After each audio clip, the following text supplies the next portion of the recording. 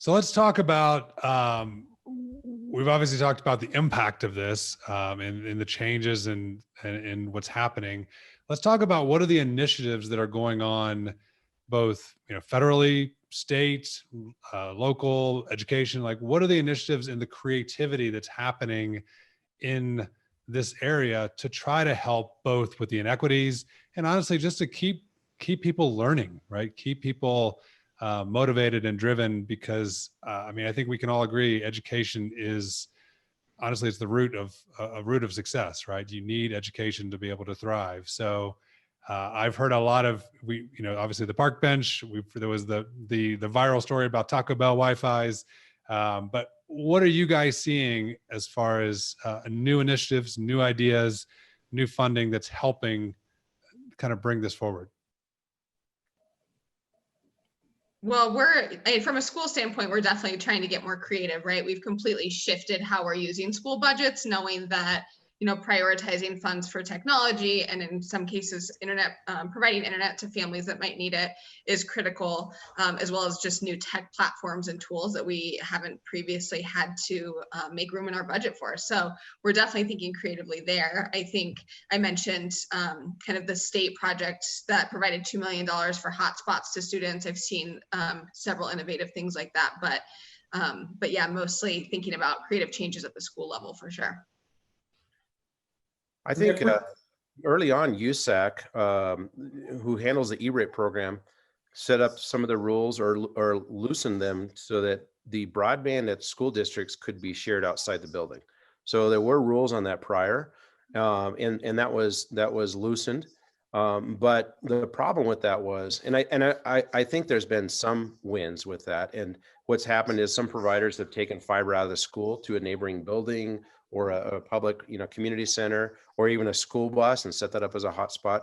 But it was a temp fix, and not every provider had staff available and time to actually work on that. It's not like people were waiting in the wings saying, "All right, we're waiting for a pandemic." Everybody was already busy, and so although USAC jumped in, and I think this was probably in May, they loosened up those rules. It might have even been in April.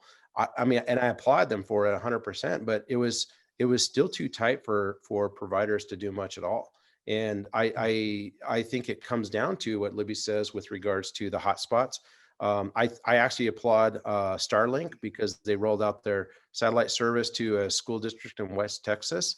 And I think they're trying to prove a point. This is a way to get service to an entire area equitably, because terrain matters in broadband, and that's going to affect things like fiber and fiber availability. So the hotspots, like I said before, they can be rolled out really quickly, and I'm actually excited about satellite, although it's going to be a competitor myself.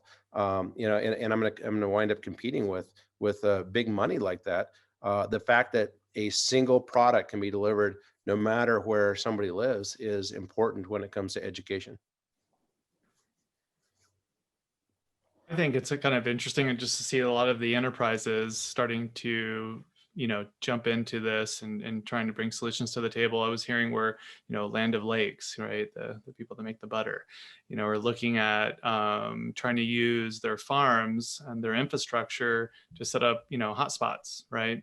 Because they have such a presence across the Midwest in a lot of different areas. So I thought that was really cool. But to your point, Brian, it's then, then getting the service technicians and the infrastructure built around to be able to do that, is certainly a challenge, but I love the effort. And because, as we talk about a lot, it takes a village, to build broadband in a lot of these areas.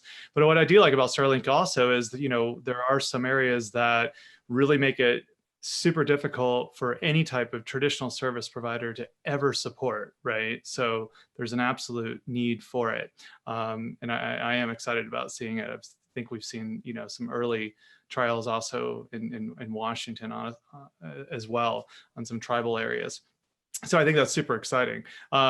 So, I'm loving that we're starting to get more of the private sector involved in trying to solve the problem, because everyone's being affected by it, right? You're working professionals, and now you're obviously a part-time teacher, And being a part-time teacher in some situations is not very beneficial to the bread earner or obviously the student, right? You're not giving them the same kind of dedication that they need that they may normally be getting.